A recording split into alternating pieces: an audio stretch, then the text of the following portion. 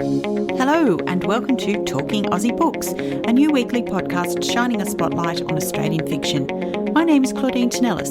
As a writer and avid reader, I love chatting about books. And in this podcast, I'll chat to authors, publishers and readers, giving you, dear listener, insight into what's hot on the Australian fiction scene. So if you're looking for your next book recommendation or just want to know more about Aussie fiction writers, this podcast is for you. Grab yourself a cuppa, sit back and enjoy. Sara Foster is the critically acclaimed best-selling author of 6 psychological suspense thrillers that include Come Back to Me, Beneath the Shallows, Shallow Breath, All That Is Lost Between Us and The Hidden Hours. Her latest, You Don't Know Me, is due to be released in Australia by Simon & Schuster shortly and is another stunning example of why Sara Foster is fast becoming an international sensation. You Don't Know Me is a darkly compelling tale that is part murder mystery and part family drama. Set in Sydney and Thailand, this book had me turning pages into the wee hours until that final breathtaking twist I didn't see coming. In a recent exciting development, You Don't Know Me, The Hidden Hours and an as yet untitled novel written by Sara have also been picked up in North America and in the UK. And an even more exciting development, The Hidden Hours has been optioned by an Australian TV producer. Originally from the UK, Sara worked as a book editor for HarperCollins before turning her hand to freelance editing and eventually writing, and she now lives in Perth in Western Australia with her husband and children. I'm very excited to welcome Sara to the podcast today. Hi, Sara. Hi, thank you for having me. You're very welcome. As I said in my introduction, this novel had me sitting on the edge of my seat. You threw so many red herrings in the reader's path that when the truth finally came out, I believe it was as much a surprise for the reader as it would have been for the characters. Yeah. Yes, I think so. But we worked very hard on getting that surprise to work. It was very enjoyable. I did know what it was going to be from quite early on. So it was just a matter of really carefully picking the way through the book and trying to make that work. Because as you're aware, when you're a big reader, you can pick twists quite easily if you're not careful. So to actually try to conceal a twist is a real challenge. So I enjoyed doing that and I'm so glad that it worked.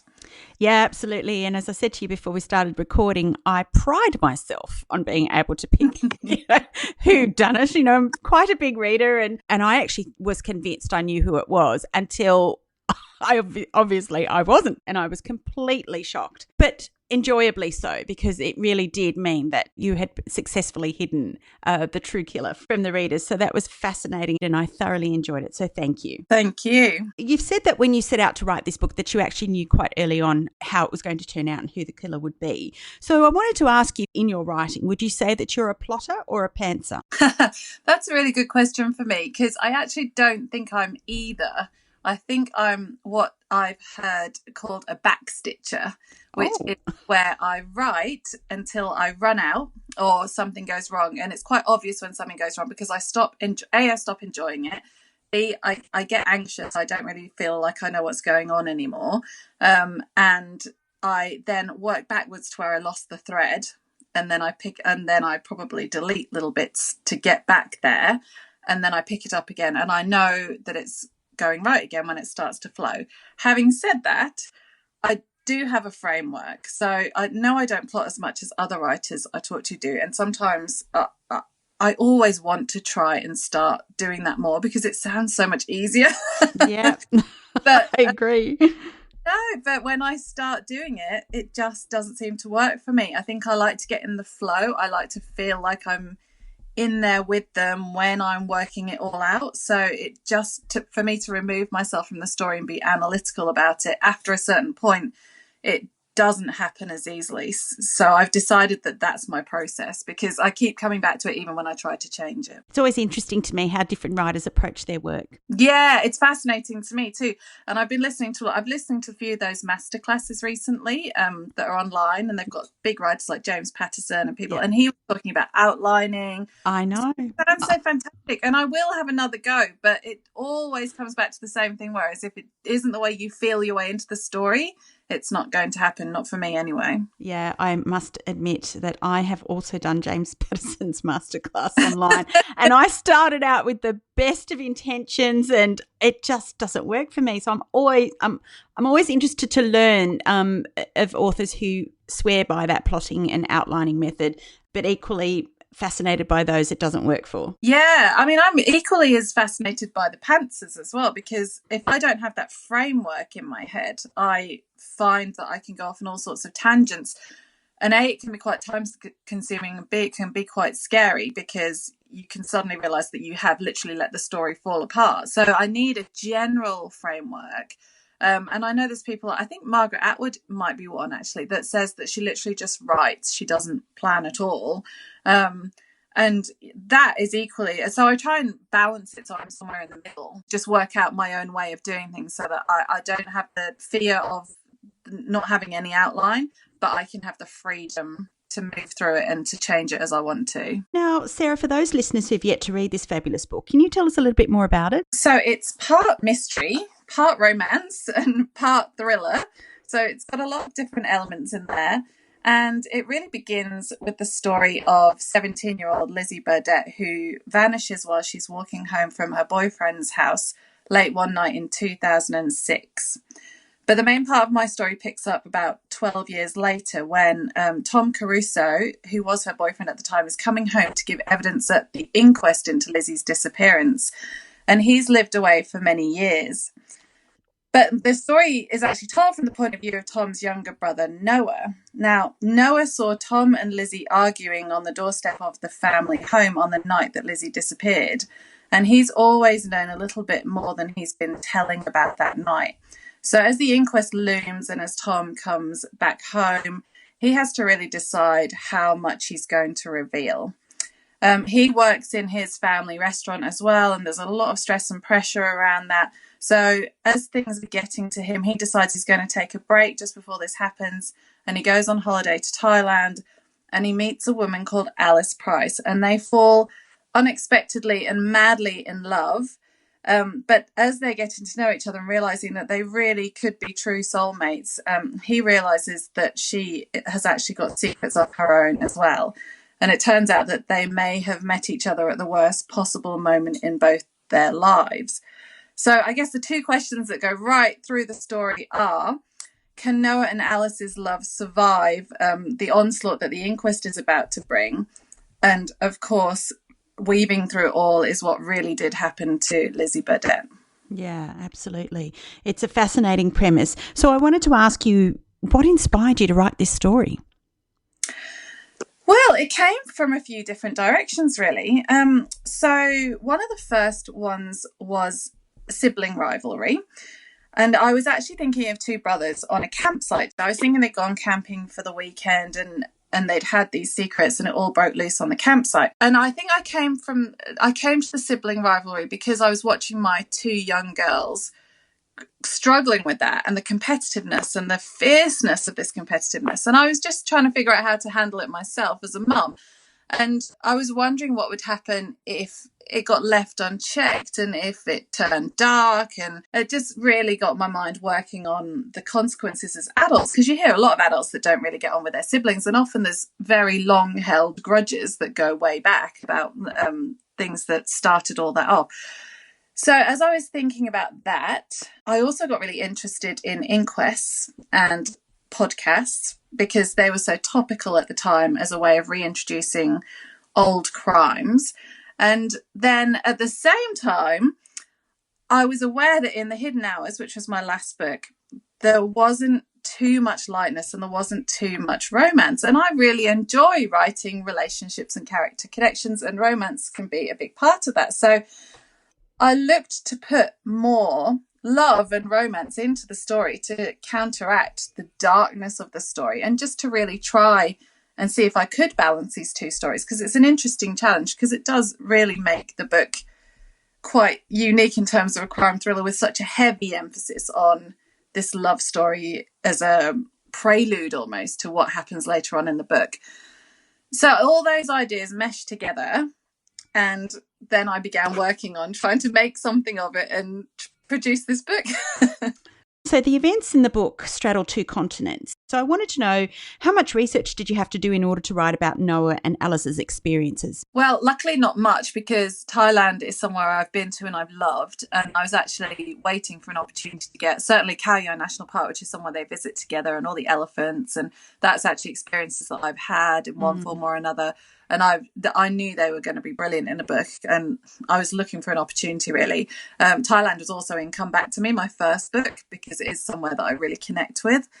And I did have to do, because it's a long time since I have been there, and I would have loved to have gone back, but I couldn't. I did have to do a few bits of research to get that feeling in there. And that for me involves, if I can't get there, it involves watching YouTube videos, reading blogs, reading articles, all those kinds of things that give me that real sensory experience, so that I can imagine what it's like to just walk through those streets, to do those things. I mean, I even watched YouTube videos of teenagers partying, Thai teenagers having a party at their house, to try to get the scene right at the beginning, where they're me and everyone's dancing, and so that I had little details right. And what about rock climbing? Oh, I know. Well, this is a constant amusement for me, because I think I like to live vicariously through things. In All That's Lost Between Us, I have a teenage girl who's fell running, who runs all over the Lake District in these long distance runs.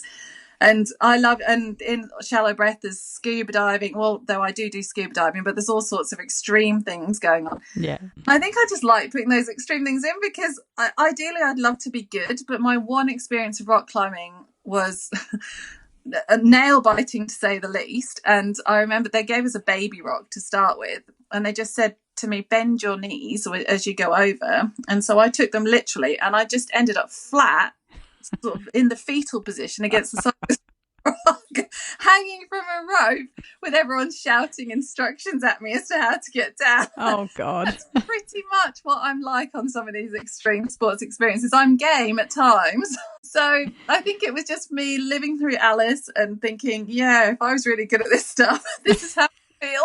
When I find the freedom and enjoyment in doing those kind of things, I've been on zip lines and one thing and another. And when you get to enjoy it, there is something really exhilarating about not being in control, having that rush of just adrenaline as you go through something like that. I find it very freeing, and those moments I feel very alive, and I could definitely tap into the power of that, even if I couldn't tap into the actual ability to do it. Now, Sarah, you mentioned podcasts as a source of inspiration for this book. And obviously, as a podcaster, I love the reference to the true crime podcast series that you've included as part of the narrative of this book. I thought it was an ingenious tool for imparting much of the background investigation surrounding the disappearance of Lizzie. But it also, and quite cleverly on your part, I thought, threw a lot of red herrings into the mix, so much so that I began to suspect more than one person had a hand in Lizzie's disappearance, and deliberately so on your part, I gather. Yeah, it was a really good tool to be able to just thread that through without breaking into the narrative, because one of the problems that I had with doing this story was the relationship between Noah and Alice is so intense right at the beginning that you don't want to lose that. And yet we're going back and forth in this thriller story that needs quite a lot of background information. The podcast was excellent plot-wise for being able to thread features in, and I love the fact it was very topical as well, and a lot of people were doing it. And it also gave me a chance to analyse what can go on underneath those crime podcasts, because I'm always interested in the background story to the story. Really, that's a lot of where my interest starts in my stories, unfolding what's going on underneath everything. And with those crime podcasts, I was very drawn to the fact that a lot of the real crime podcasts were instigated by the families, those girls who are missing or people who are missing. So I listened to one in particular struck me, which was a podcast called The Search for Rachel Antonio, I think it was called. And that was done by the Courier Mail in Queensland by a guy called David Murray. And he was actually approached by Rachel's parents to actually start this investigation again. So what had happened was that Rachel had disappeared back in 1998, and she'd gone to the cinema one night, was never seen again. And when the police uncovered her diaries, they found that she had a relationship with an older man who was in his mid-20s, and he had a lot of suspicious behaviour around that time and was actually convicted of her manslaughter. That was overturned on appeal, and he never confessed to this murder, and nothing else had happened in the intervening years. So literally 10, 15 years later, the parents are still trying to get closure, still trying to find Rachel's body, and still really needing to know what happened. And by approaching David Murray and him reinvestigating the case, it was actually reopened and again sent for inquest. And other angles were looked at, whether they could pursue this guy and actually get resolution to this case. And it was happening in other podcasts too. So things like The Teacher's Pet, you have been bringing out more and more information that has resulted in charges being laid to teachers who might have undertaken criminal activity with underage girls. And that's one in Sydney on the North Shore as well. So I was looking at that as not only a way to get into these stories, but the fascinating fact that by the podcast being produced, it was actually it was actually heading towards resolution for these cases. It was pushing them back into the public attention and pushing police attention onto them again, bringing up new information. And by these popular podcasts, it's really just sad that on face value, they're just stories. They're actually doing a lot more than that. And they're actually bringing real resolution, peace and progress to those families as well, which is so critical. Indeed. I just wanted to go back a little bit and just touch again on something that you mentioned earlier, that this news story is also part romance. And that was quite interesting to me, because most thrillers or psychological suspense books aren't ever categorised romance or women's fiction. And a lot of contemporary female writers have an issue with their books being classified as contemporary women's fiction, women's books, simply because they do have an element of romance in it. What do you say about that? Yeah, that's a really interesting question. Look, I mean, I'm absolutely over the moon if people call my book women's fiction, because I hope that lots of women read it, and I think that I do see the readership as would be more suited to women. I hope that men would love it if they find it as well, but simply because of the themes drawn in there, I think women are great discussers of life, great discussers of these issues, discussers of relationships, and I just wish that there was a way of overlapping the categories, because, my book is predominantly in the crime thriller category, which is great as well because it's got the big crime in there. But I hope that it means it doesn't miss those other readers, because I think that readers who love romance hopefully would love this book because it's got romance, suspense, and the thriller in there. And it's actually, less procedural than some of the crime books are. So a crime reader might feel that some bits are missing from the book, but it's just tackling crime, the stories behind crime in a different way. And I'm really happy about that. And I hope that it finds its readership despite the problems of categorization, because as soon as we start to categorize, there are inevitable problems that go along with that. And because it narrows that readership, and people automatically will scroll past if they don't think it belongs to them. And that's really unfortunate when a book does cross over. And I think many writers want their books to cross over at times as well. And we also don't always want to write in the same genre every single time. So some of my books are much more relationship based, but I do love crime thriller stories as well. And sometimes I want to write with a stronger crime thriller theme. So it's a challenge, I think, and it's a challenge that writers face very much in trying to find that readership. And unfortunately, I don't have solid answers, because I still see the need to categorise in order to help people find books. But it's just unfortunate when you straddle the genre. I've already seen one crime reviewer say that they wish there was less romance in the book.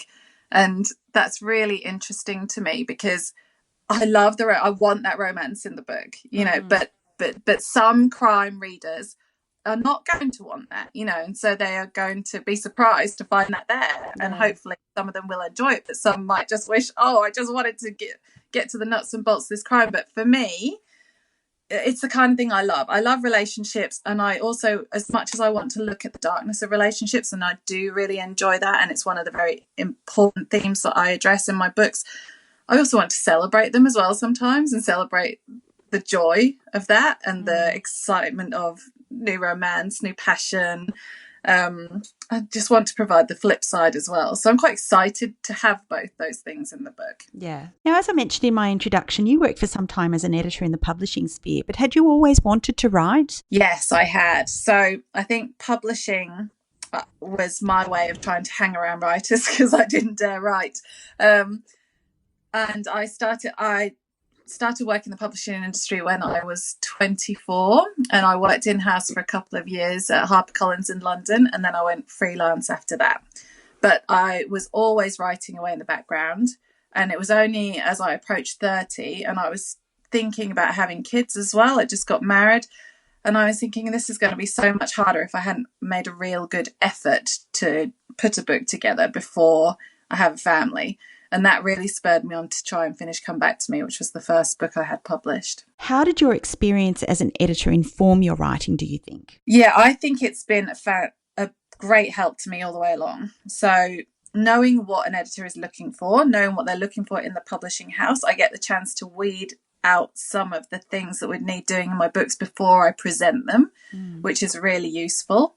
And I also have looked as a reader and an editor a lot of the other side of stories. So when I'm compiling the story, I think it stops me from going wrong as much as maybe I would have without that experience. I can pick when things get loose quite quickly and try to tighten them up. And the other thing that's been a real help is that I can go into a book and really edit it out without fear. I can cut things and add things without being frightened of losing the story. And all those things are really invaluable. I know last time when I was doing this book, my editor said, goodness, you've gone back in and you've just ripped out bits of that book just to try and tighten it up. And that is because once I have that feedback and they've shown me what's going wrong, because sooner or later I can't see the wood for the trees either, I can really go back in and dig in and pull that stuff out without worrying about losing the story or losing my voice.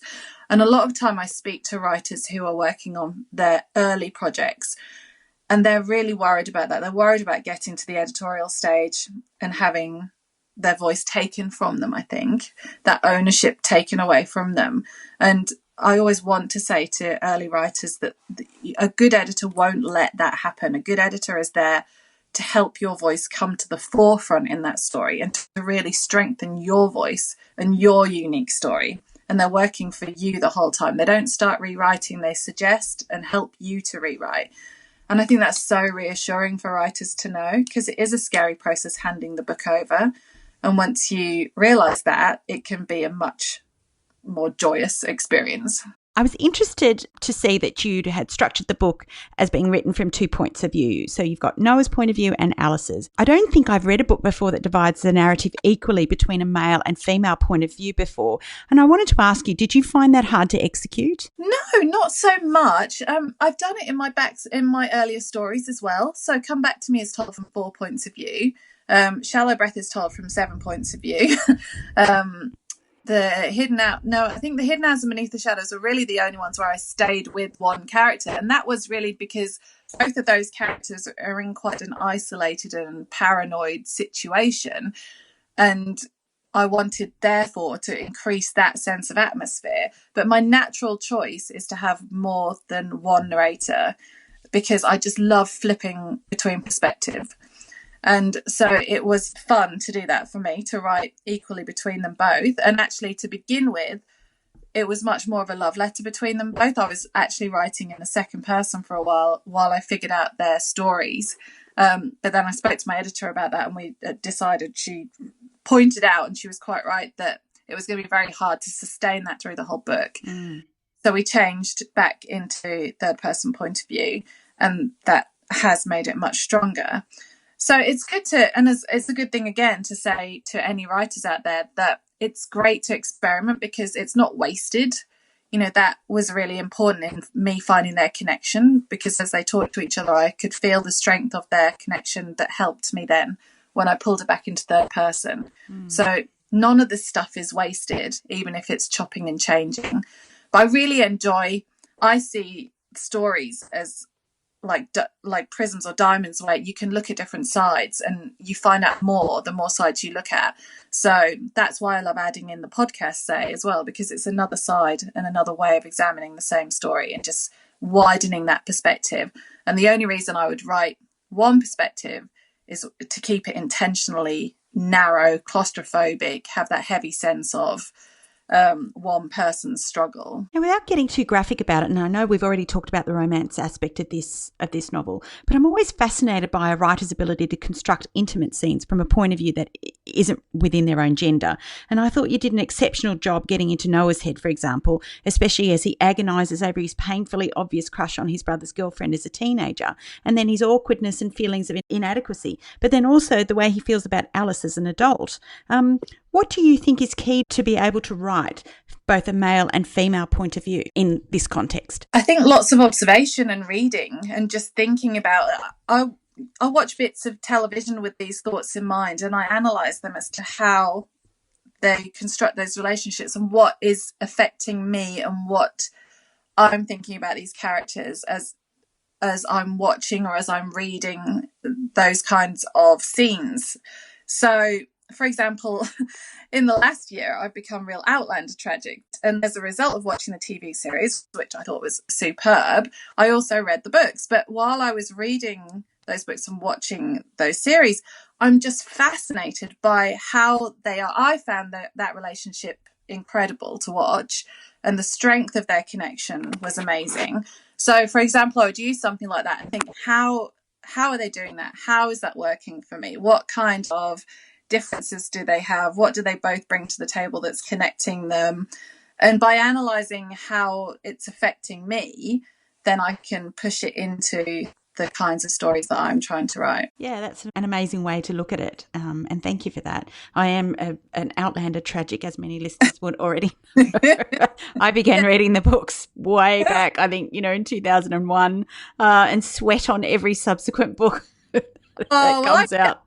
I would have liked to have that experience and be part of the whole build-up. Now I've realised it's out there. But doesn't that just go to show how much amazing stuff is out there that just sails by you?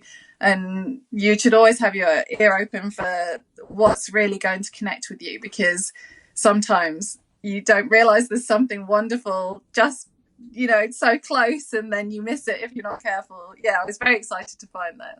Now, I thought that this book explores the very heart of human nature and our tendency to hold on to secrets to save face or to protect the people that we love. But it's a double-edged sword, isn't it? And both Noah and Alice pay a price for the secrets they keep, don't they? Well, absolutely, yeah. So both of them try to move on from incidents that have each happened, in Alice's case a little bit more recent, but Noah's, a good 10 years ago now. But it's really difficult because those secrets are shaping who they are all the time and the decisions that they make all the time. And one of the other things I'm fascinated looking at in this story and in other stories is, what do you need for resolution? What do you need to truly move on? And what happens when you get unintentionally stuck? I mean, Noah is a prime example of someone who is unintentionally stuck in life without realizing it at all. And it's Alice really that shakes him out of that. And it's really by chance that all of that happens to him. It's a few minutes and they would have missed each other. So then he would have been stuck in that situation for years more. And it's so fascinating to me that happens to people in real life a lot of the time, that you can be, and it's happened to me, you can get very stuck without realizing that you've got stuck. And so the fact that all these secrets come to a head in the book is really asking that question: what does it take for them to reconfront the things that are still holding them back? And how do you move on? Because you've still got your past. Your past shapes your identity. Your past is part of your identity. So how do you deal with it? How do you then lay what you can to rest? And how do you manage what's left over? Because Alice is in the same situation. She's gone to Thailand. I wouldn't say she's run away to Thailand as such, because I think she's a stronger character than that. And she is genuinely trying to get her life back together rather than running away from very difficult circumstances. But still, would she have made that move without those circumstances, or have the circumstances forced her into this situation where she's ended up alone in Thailand and a little bit adrift? You could say the same thing. So I'm very interested in how characters and people respond to situations where they've really had very little control, and how they begin to take back that control through negotiating and facing up to trauma and darkness and all the things that have held them back. Sarah, I understand that you're a PhD candidate, and I was wondering if you could tell us a little bit more about that. What is your thesis or research? Yeah, I'm very excited about my book, and yeah, looking forward to getting back to working on it more. So my next book is about mother-daughter relationships. It's primarily in dystopian fiction that I've been studying them, but I'm trying to write a book that's a little bit broader than dystopian fiction. So it's set in the very near future, but it's got some dystopian themes. The world is beginning to collapse, and instead of the mother-daughter being separated, which often happens in dystopian fiction, I'm trying to bring them back together to see what happens if you keep them both as strong characters in the book. So again, the book will go between the mother and the daughter perspectives. They're both being very challenged by what's going on in the world around them, and sometimes by each other.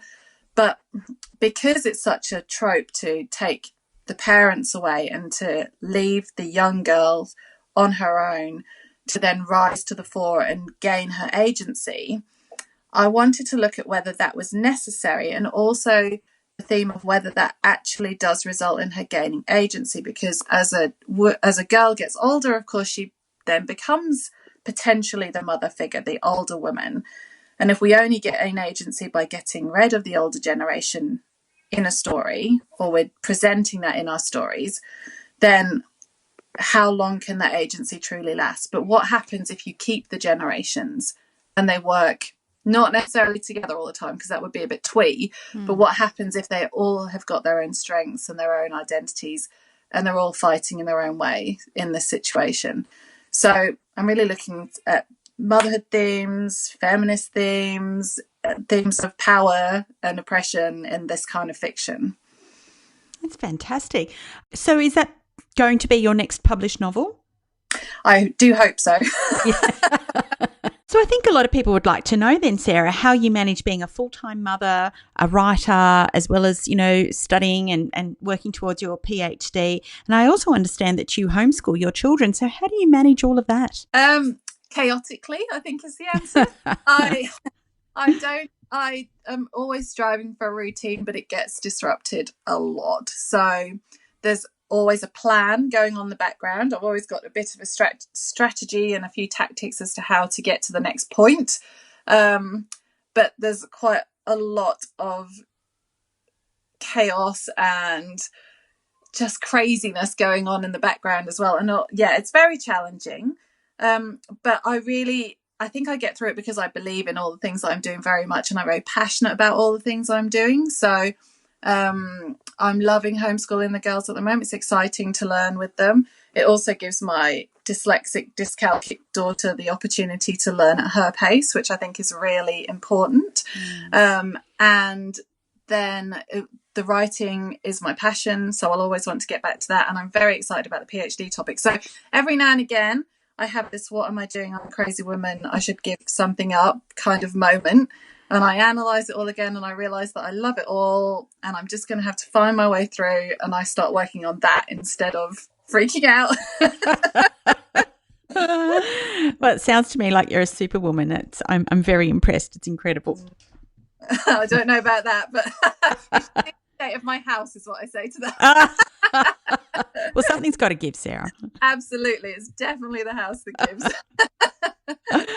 Perusing your website in preparation for this interview, I noticed that you'd started a new blog series called The Author's Mindset, and this week you've tackled the subject of perseverance. So I wanted to ask you, what inspired this series, and what do you hope other authors or writers will take from it? Well, I think it's literally because I struggle a lot with keeping my mindset right to write the books. And I think that is the biggest challenge I have, really. I think that the creativity is fun. The mindset is quite hard and quite challenging.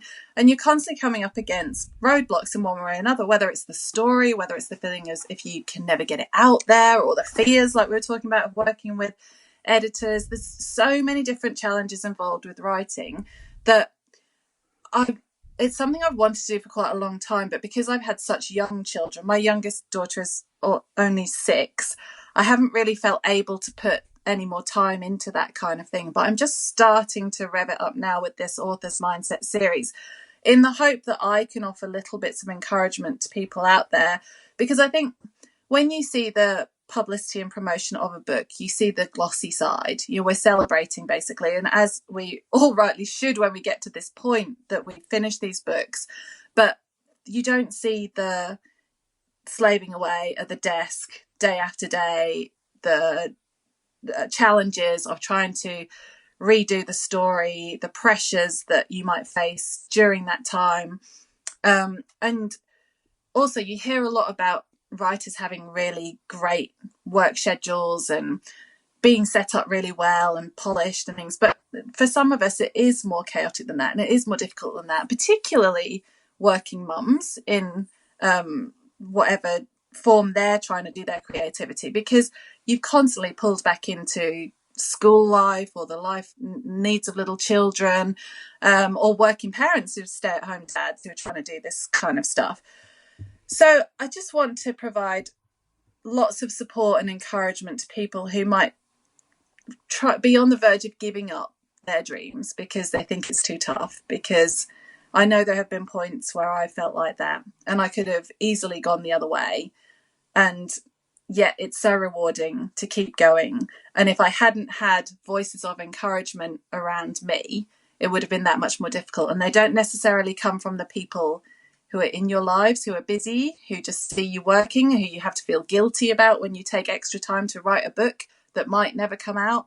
They might come from people who've already been there and done that, or from people who are online, or people like Brené Brown who just know how to say the right things to really empower people. So hopefully in my little way I can then contribute to that too, which would be really rewarding for me as well. Well, speaking from personal experience, when I read that, I took great heart, because as an aspiring writer myself, and managing a family, it does seem an insurmountable task sometimes to finish a book and to get it out there. So thank you for that. That was a really lovely piece to read earlier this morning, and I look forward to the other pieces in that series. Thank you. That means a lot to me too, because I'm only just starting to put it out there. So thank you very much for that. If readers wanted to connect with you, how could they do it? Oh, so the best place to connect with me, I love hanging out on Instagram. I'm a big photo fan, so I'm there. Or on Facebook, I'm on there too. Occasionally on Twitter. I don't get there as often. And I'm always available through the website if anyone wants to write to me through there. So all those messages reach me. Brilliant. Sara, I want to thank you very much for joining me on Talking Aussie Books today. It's been an absolute thrill for me to chat to you about your new book, You Don't Know Me. So I wanted to wish you the best of luck with it. Thank you very much, and thanks again for having me. It's my pleasure. Well, that's a wrap, folks. If you enjoyed this podcast, please leave a review on iTunes or drop me a line via my Instagram at Claudine Tinellis or on my webpage, claudineteinellis.com. Thanks for listening. Until next time, happy reading.